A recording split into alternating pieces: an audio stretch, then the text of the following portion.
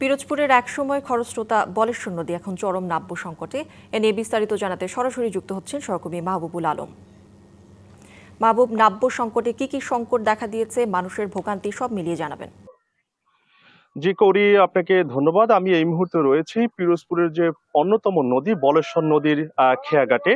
এই নদী থেকে কিন্তু একসময় কিন্তু বড় বড় যে নৌযান, যেগুলো লঞ্চ, স্টিমার এবং জাহাজ চলাচল করতো, যার কারণে এই নদী থেকে কিন্তু বিভিন্ন ধরনের পণ্য পরিবহনের জন্য ব্যবহার করা হতো।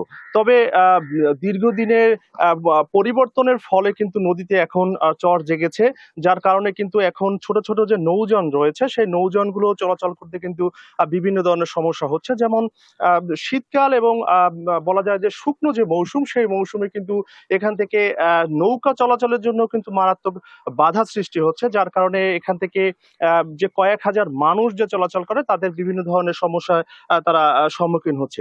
পাশাপাশি এখানে স্থানীয় যারা, তারা জানিয়েছেন যে একমাত্র পানি উন্নয়ন বোর্ডের স্বেচ্ছাচারিতার কারণে কিন্তু এই নদীটি ভরাট হয়েছে। ঠিক নগদ নিয়ে এলো হার না মানা হার অফার।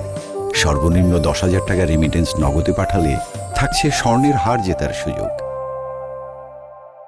অপরদিকে কিন্তু পানি উন্নয়ন বোর্ড কর্মকর্তা কিন্তু বলছেন যে তাদের নদীতে পরাপার দুটি কিন্তু ব্রিজ হওয়ার কারণে এই নদীটি ভরাট হয়েছে।